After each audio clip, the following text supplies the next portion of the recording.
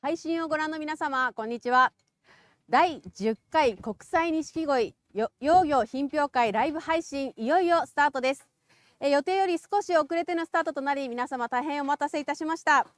本日進行を務めます NTT 東日本岩井幸子と申します。どうぞよろしくお願いいたします。この配信は新潟県小千谷市総合体育館の特設ブースよりお送りしております。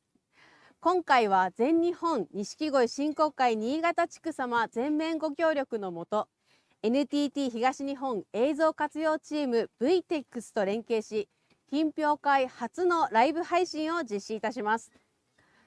この配信は錦鯉の品評会の活気、そして魅力を国内外に発信すると、そういったコンセプトをテーマに、現地の方だけでなくリモートでも品評会をご覧いただけるよう企画いたしました。配信をご覧の皆様に錦鯉および品評会の魅力を存分に感じていただけるように、錦鯉の歴史や品種の紹介、そして品評会会場の模様をたっぷりとお送りいたしますので、お楽しみいただければと思います。なお本配信はコメント欄を開放しております。皆様ぜひご意見ご感想を投稿いただければと思います。配信時間は1時間程度予定しています。どうぞ最後までお付き合いのほどよろしくお願いいたします。さて、会場では一般開放が始まり、場内にはお客様が続々入場されています。気温は13度、少し風が吹いておりますが、気持ちのいい青空が広がっている現地の小千谷市です。本日の配信はご覧のラインナップでお届けいたします。会場の模様については後ほどたっぷりと配信をいたしますが、まずは錦鯉のルーツ、そして品評会についての解説をご用意しておりますのでお付き合いください。では早速ですが、錦鯉の魅力についてご紹介していきます。日本のみならず海外にも多くの愛好家がいる錦鯉、それを裏付ける輸出金額の推移です。ここ15年で輸出額はおよそ 3.5 倍に伸びています。国内でも国魚認定をされたり、昨年は輸出重点品目にも定められました。また飼育が難しいと思われている錦鯉ですが、オーナー制度も取り入れており、小千谷市にある錦鯉の里では購入した鯉を施設内の池で飼育管理してもらうことができます。このような取り組みにより、ますます錦鯉を身近に感じていただくことになり、人気を高めることにつながっているかもしれません。また昨年の11月6日には世界錦鯉サミットが新潟県で開催されました。そこでも錦鯉の里で飼育管理される大使館オーナーの鯉が紹介されました。その時の映像と世界錦鯉サミットの様子、まずは動画でご覧ください。はい、昨年の11月6日に新潟市で世界錦鯉サミットが開催されました。その前日11月5日に参加される各国の大使の皆様がこの錦鯉の里を訪れていただきました。このように各国の大使館の皆さんが錦鯉の里に集結をしていただいて、そして小千谷の錦鯉を各大使館にご寄付いたしました。その方々がみんなこの錦鯉の里の池で鯉を放流していただきました。その鯉がこちらの方に掲示してあります錦鯉になります。錦鯉というのはその習性で縄張りもなければ争い事もしないという性格がありまして、非常に平和的な生き物となっていまして、平和の象徴とも言われております。このように各国の皆様がこの錦鯉の里の池に一つに泳がせて、それが争い事もなく平和で泳ぐ姿、これがまた錦鯉の一つの魅力であるということも PR をしております。平和の象徴と言われる錦鯉、この後も魅力をたっぷりとお伝えしてまいります。次に錦鯉の歴史についてご紹介いたします。まずは錦鯉が生まれたルーツを解説いただきましたので、そちらも動画でご覧ください。新潟県内水面水産試験場の佐藤と申します。今日私は新潟県小千谷市の錦鯉の里に来ております。ここで錦鯉についてお話ししたいと思います。錦鯉というのはこの小千谷市や長岡市の山あい二十村郷というそういった山あいで育てられてきております。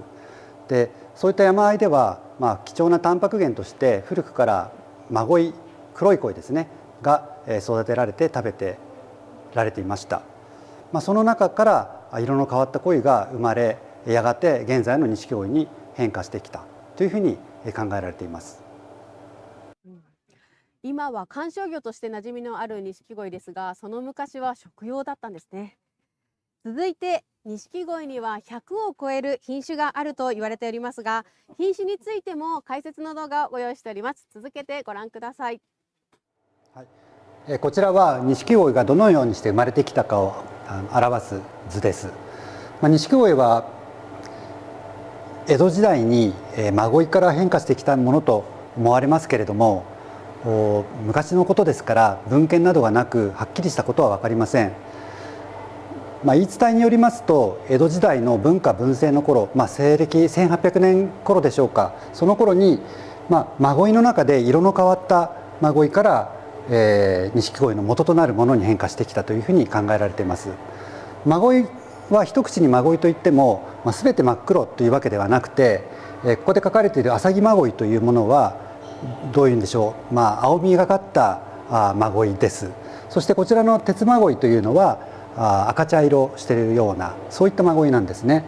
でこの浅木真鯉、青みがかった浅木真鯉が色がだんだん抜けてきて、浅木という品種になってきたのだと思われます。そしてこの浅木は、この絵できて、その赤い色をした鯉とそれから白っぽい鯉とが掛け合わされて、白地に紅白といったものが生まれてきたというふうに考えられています。でこの紅白は明治頃には今のこの紅白模様に近いようなものが生まれています。で当時はサラサというような表現をされてきたんですが、その後改良されてきて今の紅白という名前に定着してきています。でさらに時代は進み、大正時代になりますとこの紅白と黒い模様を持った鯉とが掛け合わされまして大正三色が生まれ、そして昭和の時代には同じ赤白黒なんですけれども昭和三色というような品種も生まれてきています。そして明治の時代には今まで日本にいなかった鱗の少ない鯉、我々ドイツ鯉と呼んでますけれども、ヨーロッパの方からこのドイツ鯉が輸入されてきました。そしてドイツ鯉とそれまでいた日本の錦鯉とが掛け合わされていろんな品種が生まれていきました。また昭和22年と言われてますけれども、全身が金属光沢、光り輝く黄金と言われる品種が生まれまして、この黄金が生まれたことによってさらに錦鯉の品種のバリエーションが増えていっております。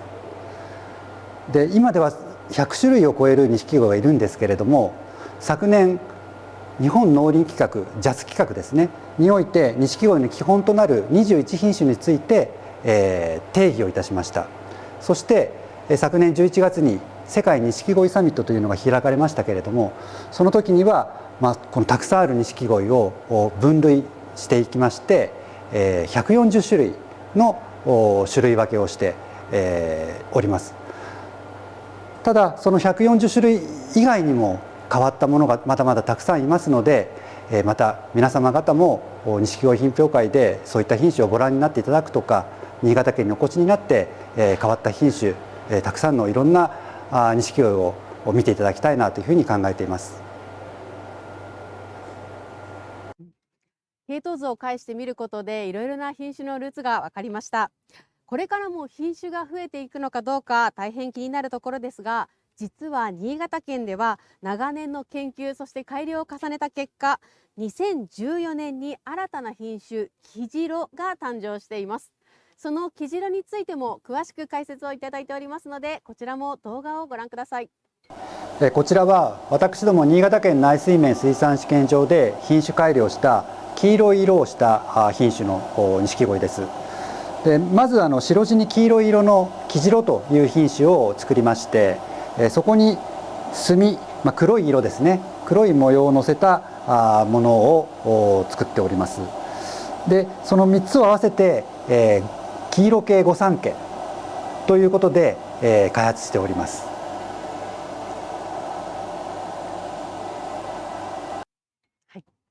ここまで歴史や品種についてご紹介をしてまいりました。今回のような品評会に出品できる錦鯉に育てるまでには飼育過程で大変大きな苦労があります。まずはその育成スケジュールから少し冬になると選ばれた鯉たちはハウスの中に移され、そして暖かい屋内で越冬します。2歳を迎えた鯉は再度屋外の池に移動し、体を動かしたり餌をたくさん与えたりして大きくします。そしてその後出荷されたり、その他の一部の鯉は品評会に向けて引き続き大切に飼育されております。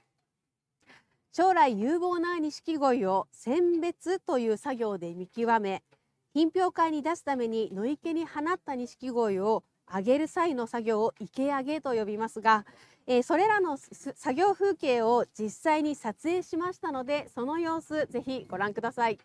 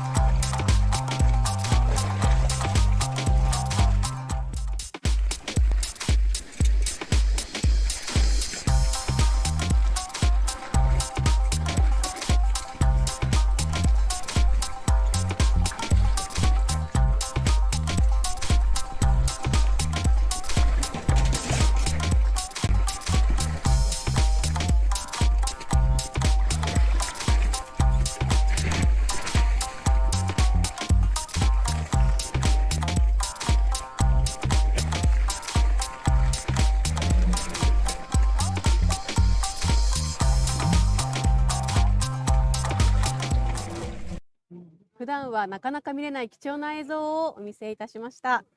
黄色のレモンイエロー、黄白の色もとても綺麗でしたね。それではここでこの品評会自体がどういったものかといったところを資料を交えてお伝えしたいと思います。全日本錦鯉振興会さんが主催されている品評会の中から品評会の種類についてご紹介いたします。大きく分けて全部で3つあり、まず1つ目の全日本総合錦鯉品評会は小さなサイズから1メートルを超えるジャンボ鯉までがすべてのサイズ出品されます。2つ目の錦鯉全国若鯉品評会は体長63センチまでの錦鯉が出品されます。そして3つ目、本日開催されている国際錦鯉幼魚品評会、こちらは体長36センチまでの錦鯉が出品されています。今回の幼魚品評会の目的としましては、手軽に飼育できる幼魚の魅力や国際交流の場として開催されております。今回の体長区分は12センチから3センチ刻みに区分があります。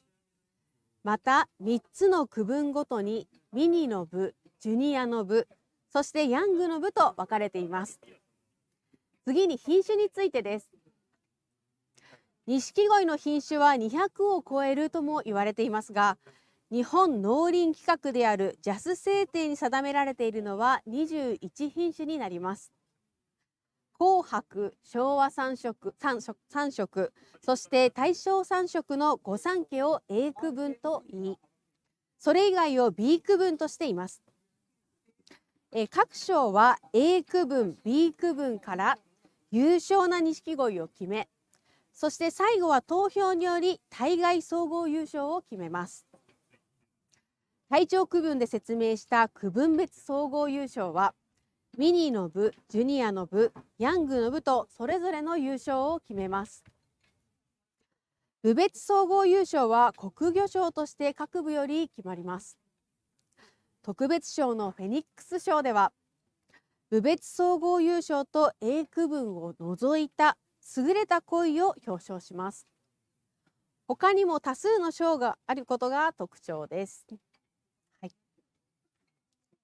先ほど御三家というワードが出てきましたが、そもそも御三家とは一体何なのか、こちらも解説の動画をご用意しておりますのでご覧ください。佐藤さん、錦鯉でよく御三家っていう言葉を聞くんですけども、それはどういったことになるんでしょうか。そうですね、私もはっきりとわからないんですけれども、おそらく御三家っていうのは一般的には徳川将軍家の御三家のことを指すのかなと思います。尾張とそれから紀州、あと水戸ですかね、これが将軍家を輩出する、将軍を輩出する、いわゆる御三家というと思うんですけども、そういう何でしょう、こうベースとなるといいますか、主要なといいますか、そういう3種類のものを総じて御三家っていうのかなというふうに思います。そして錦鯉でいうとこの紅白と大正3色、そして昭和3色っていうのが中心品種なんですね。ですので、その御三家という名前を当てはめて、通称して使っているのかなというふうに思います。そうなんですね。その中でも大正のことを三家って言ってる小屋さんとかがいらっしゃると思うんですけども、それとはまた違うんでしょうか。大正三色っていうのは、大正時代に生まれた三色模様の赤白黒三色模様の魚なので大正三色って言いますが、よく今も言われましたけれども、業界の方では三家三家っていうふうに呼んだりもします。なんで三家かっていうことは、それは私もものの本でしか読んだことはないんですけれども、大昔はその三家のことをですね、今は三色という字を当ててますけれども、三毛猫の蜜毛三家っていうふうに書いて、三家と呼んでいたそうなので、それの名残が今でもあるということですね。ただ今ここに三毛猫の三家という字を当ててしまうとなかなか分かりにくいですから、現代では三色という字を当てて大正三色という呼び名をしていると思います。その中で昭和も同じ大正と同じ三色っていう字を書くんですけど、こちらは三家とは言わないんですね。そうですね、言うこともあるとは思うんですけれども、やはり通称としては大正3色を3系、そして昭和3色の方は、昭和っていうふうに略して呼ぶことが多いですね。はい、ありがとうございます。はい。たくさん品種のある錦鯉ですが、その中でもメジャーな御三家についてお分かりいただけましたでしょうか。それでは皆様大変お待たせいたしました。ここからは品評会会場の模様を配信いたします。会場内プールの近くにリポーターの2人が行ってくれています。NTT 東日本斉藤美希さん、そして動画の中でもご登場いただきました新潟県内水面水産試験場の佐藤翔さんに本日は解説員として現地にもお越しいただいております。それでは斉藤さん、佐藤さん、よろしくお願いします。皆さんこんにちは。会場のプールの前からお届けさせていただきます。佐藤さん、どうぞよろしくお願いします。よろしくお願いします。早速プールの、こちらのプールにいる黄色と黒のちょっとかっこいい鯉がいるんですけども、こちらの鯉は何ていう品種になりますか？これはね、私もなかなか見たことなくて、はい、名前もよくわからないんですけれども、確か最近雑誌にも紹介された紅龍っていう品種じゃないかと思うんですが、はい、とても変わってるというか珍しいですよね、本当に。ね、新しい品種なんですか？そうですね、確か最近作られたというふうに聞きました。はい。そうなんですね。今ちょっと早く動いちゃったんですけど、はい、その今紹介していただいた鯉の隣に黒いのに顔の方が赤いのがいるんですけども、はい、あちらは何ていう鯉になりますか？はい、これはですね、黒白の公文龍という品種があるんですけれども、それにこの赤い模様を乗せた紅公文龍という、そういう品種ですね。はい。そうなんですね。あともう一個教えていただきたいんですけど、白くて黄色い、しましま模様の鯉がいるんですけども、こちらは何ていうものになりますか？そうですね、これも全日本の品評会で確か見かけましたけれども、これもなかなかレアな、とても珍しい品種だと思います。とても珍しいですね。はい、おそらくゴールデンコーンっていう最近広島の方が作られた品種から来てるものかと思いますが、はい、このね一列ごとに鱗が、そうですよね、順番通りになってるというか、白黄色っていうのはとても綺麗ですよね。そうですよね。はい、珍しいんですね。はい、とても素晴らしい声だと思います。ありがとうございます。はい、ちょっと次のプールも、そうですね。はい、たくさん紹介していただきたいと思いますので、移動させていただきたいと思います。はい。はい、品評会の会場にプールがたくさん置いてあるんですけれども、なんで全部青いというか同じ色のプールなんですか？そうですよね。これは私も正直なところは知らないんです。はい。水の色が青いからかなとか思ってましたけれども、はい、ちょっと私も調べてみたんですよ。そしたら、錦鯉の特に赤い色っていうのは一番に品種の多い色ですけれども、錦鯉の赤い色を紅比っていう名前で言うんです。紅比って言うんですね。はい。それで紅比というのは、赤い色なんですが、その紅比に対して、色を目立たせる、反対側の色ですね、これを補色というそうですけれども、その紅比の補色というのが水色なんですって。でその水色補色に加えて、際立たせる色っていうのが深い青色だということですから、まさにこのプールの色とその赤が映えるようにしたっていうのは、合点がいくと言いますかね、理論的にも見えるということですよね。はい。このプールもちょっと紹介していただきたいんですけども、白っぽい鯉がいるんですけども、その中でこう顔の横っていうんですかね、横にちょっと赤というかオレンジというかの鯉がいるんですけども、こちらは何ていう品種になりますか？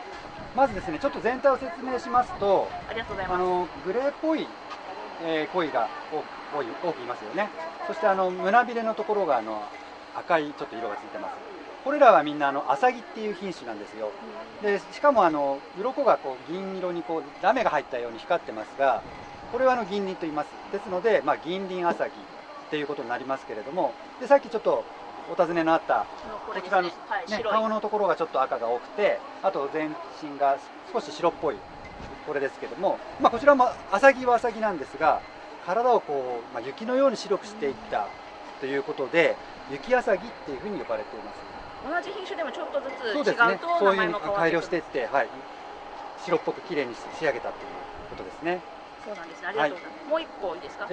顔だけ丸く赤い鯉もいるんですけども、これは何ていうものになりますか？これはね、単鳥と言います。赤い頭に頭に赤い模様のある丸い模様があるものは単調というんですけれども、はい、これちょっと斉藤さんよく見てください。ちょっとなんかハート型ハートっぽく見えますよね。はい、ハはい、ートだから型ですよね。多分単調は単調だと思うんですけれども、そういうことで出してきたんじゃないのかなと思このいます。何ですかね、ハート模様とか、星型とか、丸型とか、できるものなんですか？いやー、ちょっとなかなか難しいんじゃないでしょうかね。まあハートはもしかしたらあるかもしれません、ね。そうなんですね。ちょっと星は難しいですよね。そうなんです。はい、じゃああるかちょっと見ながらそうですね、行きましょうね。はい、はい。じゃあまたちょっと次のプールを、お願いします。お願いします。あと佐藤さん、さっきプールのことを教えていただいたんですけど、プールの上にこう管が通ってるんですけど、これですかね。そうですそうです。この黒い管。はい。これは何のために？これをね、じゃあ辿っていきますと、この白いチューブがつながって、はい。そしてこの先にはエアーが出ます。はい。空気が出てくるわけですよね。魚っていうのは皆さんご存知の通り水の中に住んでいて、そしてエラ呼吸をします。水の中の酸素をエラから取り込むわけですけれども、はい、これだけ限られたプールの水だと、やがてその酸素もなくなってしまいますから、酸欠にならないように酸素を供給しているということですね。ありがとうございます。はい、酸素のことも教えていただいたので、水が満タンに入ってないじゃないですか、半分ぐらいっていうか、そうですよね。これは何か意味もありますか？はいはい。水がたくさん入ってると、はい、どうしても鯉はね泳いでますから、その中でジャンプすることもあるんですよね。で飛び出してしまって、怪我をしたりだとか、最悪ね亡くなってしまう場合もありますから、飛び出さないようにわざと水を下げています。そうなんですね。ちゃんと意味があるんです。あとこちらもなんか赤くて黒いかっこいい鯉が入ってるんですけども、これは何ていう品種になりますか？そうですね。ここはもう全部同じですね。全部同じですよね。これはですね、黒地に赤い模様の入る火移りという品種です。火移りはどういう漢字書きますか？火移りの火はさっき紅火っていうお話しましたけれども、赤を示す糸辺に非常の火、非常階段の火ですかね。赤いっていう意味ですよね。赤いという。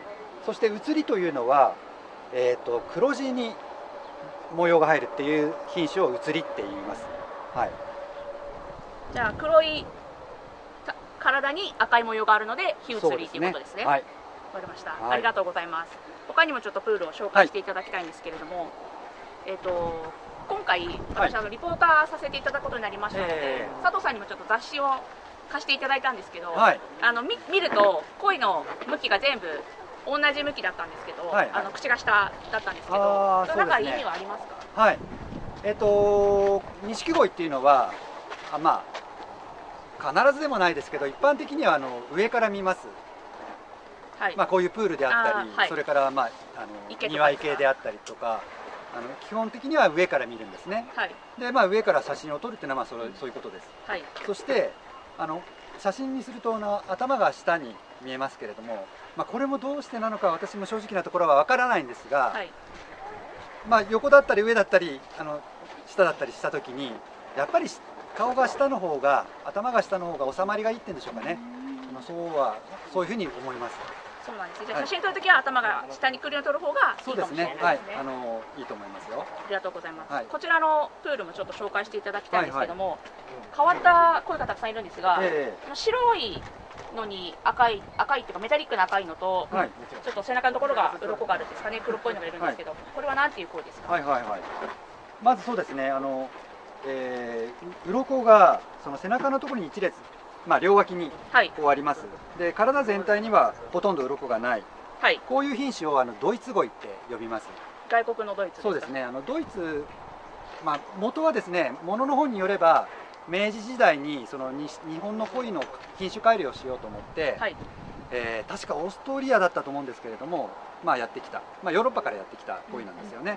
で鱗がないとか少ないっていうのはヨーロッパでは食べるために鱗を取るのが大変ですから、鱗の少ない鯉、ない鯉を品種改良していった、それを明治時代に輸入してきたわけなんですけれども、それが錦鯉と交配を繰り返していって、その錦鯉の品種が爆発的に増えた一因にもなったと思います。そうなんですね。じゃあドイツから来ると増えてきた。そうです。それで確かオーストリアから来たんですけども、ヨーロッパから来た、ドイツから来たということでドイツ鯉って呼ばれるようになってます。では魚に帰りまして、この品種なんですけれども、はい、クジャク黄金という品種があります。クジャク黄金、はい、クジャク黄金という品種の、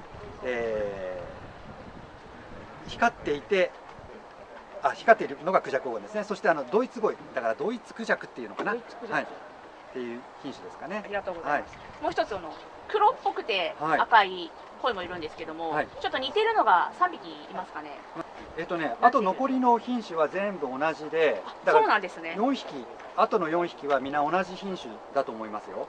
なんか一つだけとってもキラキラしてたりとか。そうですね。それはちょっと違いがあるんですけども、基本的にはあとの残りの4つの品種は同じで、五色という5つの色って書いて五色って読みますけれども、五色という品種ですね。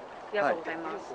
五色って5色には見えず、私ですと赤、黒、白ぐらい見えるんですけど、赤、白、黒に、青と濃紺かなが加わって、この色に見えるということで五色っていう名前がついたと聞いております。よく見ると5色に見えるかもしれない。そうですね。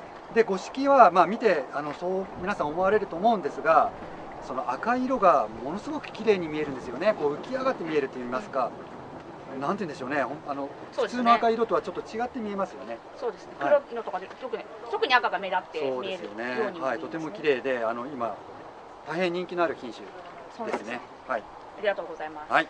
次のプールもちょっとご紹介していただきたいと思います。プール一つ一つにビニールでなんかこう縛ってるのがあるんですけど、これはなんか何のために？そうですね。今は使わないんですけども、これ明日もこの品評会は開催されますから、夜になると一応会場はクローズになります。で飛び出さないんですけれども、飛び出し防止のためにこの中には網が入ってます。飛び出し防止のほか、ゴミが入らないとか、鳥が何かつつかないとか、そういうために鯉を守るためにネットがかぶせるんですね。そうなんですね。ありがとうございます。こちらの白移りと言います。そして特に今日ここに入っている2匹の白移りは、銀鱗という光ったラメ状のね鱗が乗ってますので、銀鱗白移りという品種ですね。ありがとうございます。このプールのどれかに賞を取ってる鯉がいると思うんですけども、そうですね。この持ち主のオーナーさんですかね。そうなんですね。いらっしゃるようなので、ちょっとお話聞いてみたいんですけど、よろしいですか？オーナーさん。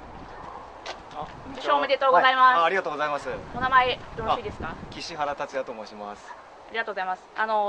すみません、ちょっと私素人なんですけど、どの鯉が賞を取ったものになりますか？先ほどご説明のあった銀鱗白移りの小さな方です。小さな方ですね。12部です。12部。一番小さい。12センチ。はい。そうなんですね。おめでとうございます。はい。鯉のことちょっと PR していただきたいんですけども。そうです。銀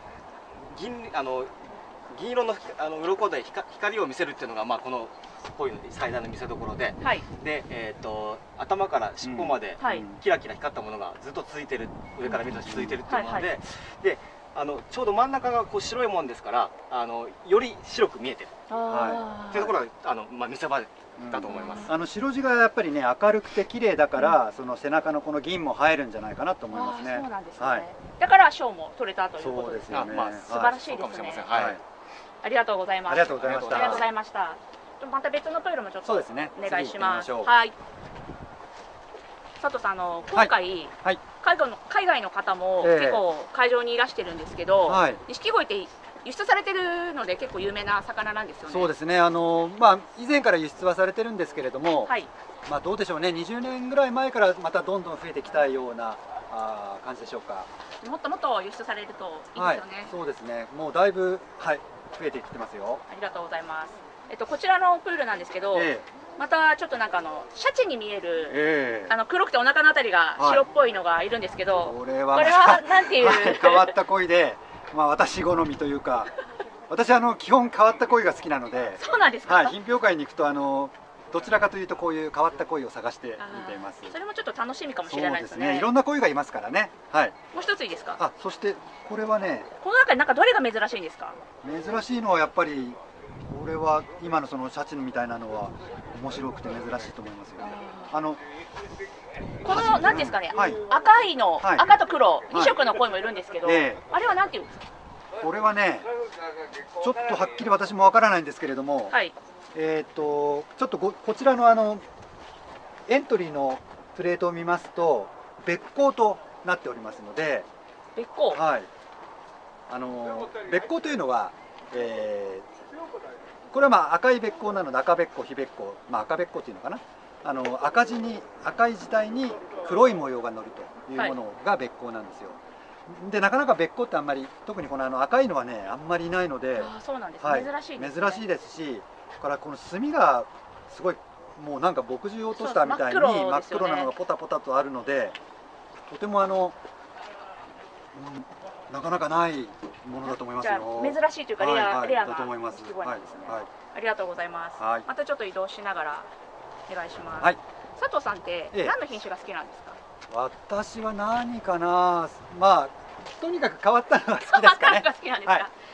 私黄色い鯉が新潟県に来て見て好きなんですけど、どこにいるんですかね？そうですね、探してもなかなかいないからここにいましたかね。ここにいました。黄白っていう佐藤さんが品種改良してくれた。私と試験場の職員で開発に携わりました。白地に黄色い錦鯉、黄白と呼んでます。お願いします。はい。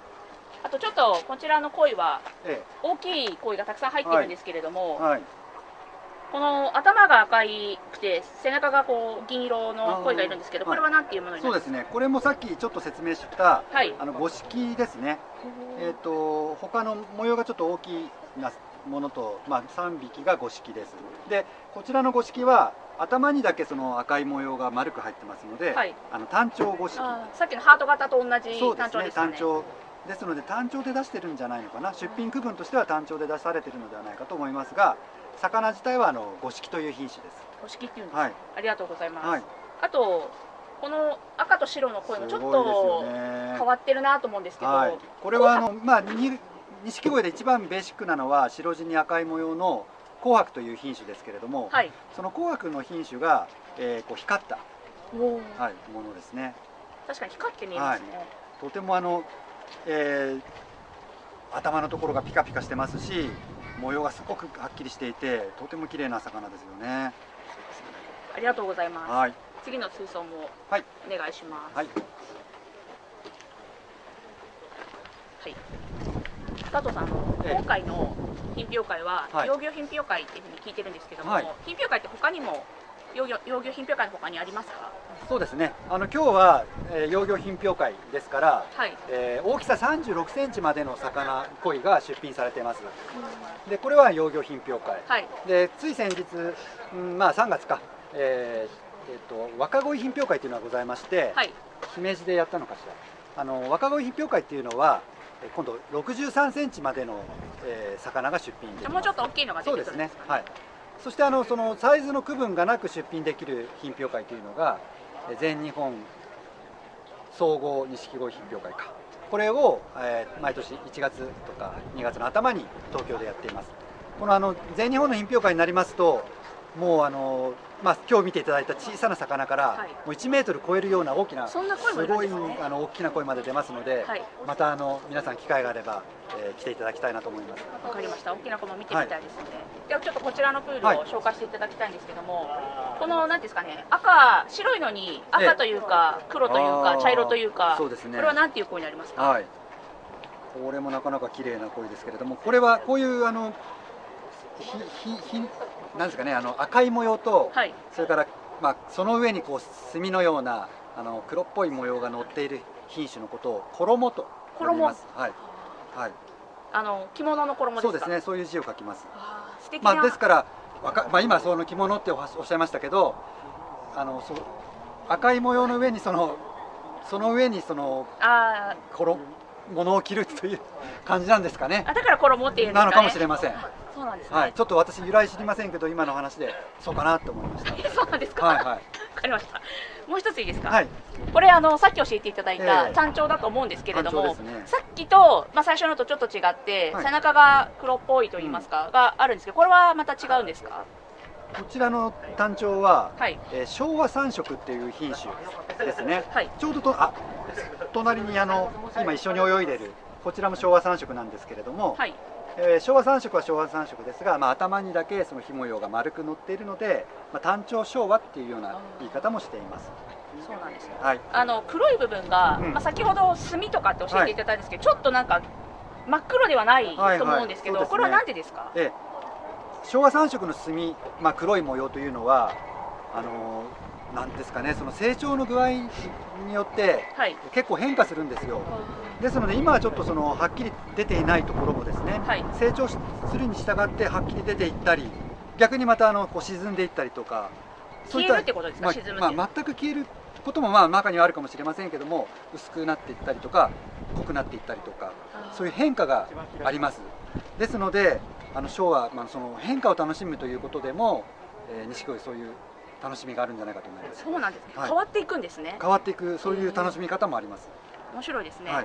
またちょっと別のプールを紹介していただきたいと思うんですけれども、通路に番号がこうずっと1番から、であちらが黄色いプレートになっているんですけれども、これはなんで番号は出品者の方が自分のプールはどこですかっていうのが分かるようになってますし、それからプレートの色が赤と向こうの方は黄色になってますが、水槽のサイズが、プールのサイズが違うんですね。こちらは大きいサイズですし、向こうは小さなサイズ。魚の出品する魚の大きさによってプールを選んでいるということですね。ありがとうございます。プール一つについては生産者さんごとに決まっているんですか？生産者というよりか、出品者、生産者でということもありますし、そのオーナーさんということもありますし、場合によっては取り扱いの方が同じで、オーナーさんは何人か分かれているということもあるかとは思います。わかりました。ありがとうございます。こちらのちょっとプールも紹介していただきたいんですけども、こちらは一番メジャーな紅白が多いですかね？そうですね。赤と白の。そうですね。大きな魚は紅白ですね。白地に赤い模様が入る紅白ですね。その他赤白黒の模様の鯉は大正3色といいまして、白地に赤い模様と黒い模様、墨が入る。一番小さい鯉、ちょっと今下に潜っちゃったんですけど、もうなんか赤と白ですけど、ちょっとキラキラしてると思うんですけど、これまたなんか違ったりしますか？これは紅白は紅白なんですけれども、そのキラキラするのは先ほどからもねちょっと紹介していただきます銀鱗というラメ状に光る鱗が背中のところに入ってくるので、銀鱗紅白というような言い方をします。銀鱗っていうんですね。銀鱗、あと白いシルバーがね、模様がない、小さいのね。これは何て言うんですか？これはそうですね。この背中の鱗模様が松葉だから松ぼっくりのような鱗の形がですか？なので松葉っていうグループになるんですよ。そしてこれは銀色に光ってますから、銀松葉という品種ですね。銀松葉。銀松葉って他にもなんか松葉っていう品種があるんですか？そうですね。光ってなくて赤い色をしているものであれば赤松葉で、黄色ければ黄松葉っていうふうな品種もいます。またねどこかで目にすることできるかもしれませんね。そうですね。ありがとうございます。ちょっとまた次のプールに。今回新潟県で品評会が開催されてるんですけども、品評会って新潟県以外でも行われたりとかするんですか？そうですね。全国各地で行われてますね。やはり全部の県かどうかちょっとわからないですけれども、多くの県に生産者の方いますし、愛好家の方もいらっしゃいますので、新潟県が錦鯉の生産の地で有名だって聞いたんですけど、新潟県のその錦鯉の特徴とかってあったりしますか？そうですね。まずは生産者の数が多いっていうことでしょうかね。全国で500数十件の錦鯉業者の方いらっしゃるんですけれども、半分以上330ぐらいが新潟県の業者さんです。そうなんですね。錦鯉って普段どういうところにいるんですか？今日はねプールで展示してますけれども、夏場の時期は新潟であれば山の中の野池と言われる田んぼみたいな池ですかね。池があるんですね。山の中に。大小いろんな池がありますよ。見てみたいですね。そこで飼われてる錦鯉も。あと最後に前に行くと赤いレッドカーペットが引いてあるんですけども、あそこのエリアはなんか特別なものなんでしょうか？今ねここはね今度入賞しているエリアに、入賞号に入っているエリアに来ています。でこの赤いレッドカーペットの引いてあるところはですね、武勇賞、国魚賞っていう賞を取った鯉たちの入るところですね。ちょっとこちら12部ですので、12部の鯉のこれは何ていう品種になりますか？これはね大正3色ですね。白地に赤と黒の模様の大正3色です。ちっちゃいですけれども素晴らしいね色もそうですし、この模様のこの配置が、そうですよね。大正3色っていうのはこの墨の配置が難しくて、左に右に尻尾の方にというふうにバランスよく入っていて、そこにひ模様がこう分かれてまた入っているという、左右にも入っている、とてもバランスのいい素晴らしい鯉だと思いますよ。さすが優勝してる、そうですね、やっぱりいいですね、優雅に。本当にこんな小さくてもこんなに綺麗なんですからね、やっぱ素晴らしいですね。将来もちょっと楽しみですよね。本当ですね。他にもちょっと賞を取っている鯉があるので、もう一つか二つご紹介していただきたいなと思うんですけども、どこがいいですか？そうですね。ちょっと大きいのがいいですかね。もうちょっと向こう行ってみますか。なんかレッドカーペット歩いてるといいですよね。そうですね。外がまだこれどうですか？この鯉紅白ですかね。紅白ですけれど、これはなかなか素晴らしい。全部素晴らしいんですけれども、もう目を引きますよね。この模様のバランスといったらね。なんていうんですかね。もう5段？そこつながってるので4段紅白っていうのかなと思いますけれども、こう非常にこう配置よく、バランスいいですよね、赤い模様の。そして3段目のところがこうちょっと変化がありますので、左右でちょっと違う、こういう S 字状に変化があるので、そこがアクセントになってなおいいんじゃないかと思いますよ。これ綺麗ですね。なかなかこれだけ模様がこうねバランスよく整ってないんじゃないでしょうか。尻尾の方まで赤が入ってて、綺麗ですよね。ありがとうございます。優勝鯉をちょっと紹介していただきたいと思います。全体総合優勝の方を見てみましょう。やっぱ全体総合優勝のところです。カメラマンもちょっと一眼レフとかで撮っててかっこいいですよね。やっぱりお客さんここから見に来るかなと思いますね。ありがとうございます。こちらは何ていう品種の鯉になりますか？今回幼魚品評会の全体総合優勝は36部の昭和3色ですね。36部っていうのは大きさが36センチ。そうですね。36センチまでのサイズですね。頭のところにある黒い模様なんかはっきりしててかっこいいですよね。そうですね。まずねやっぱり体型がいいですよね。スッとして伸びやかな体型をしていて、白地が美しいですし、もう模様もこのバランスよく配置されていて、赤みも深みがあり、もういいことしか言えないんですけれども、なかなか本当にもう素晴らしい、もういつまで見ててもね飽きないような。そうですよね。手の元のところが黒いんですけど、そうですね。これは昭和3色っていうのは、生まれた時が黒いんですよ。でその名残だと思うんですけれども、胸びれの付け根が黒いのが特徴の一つですね。ありがとうございます。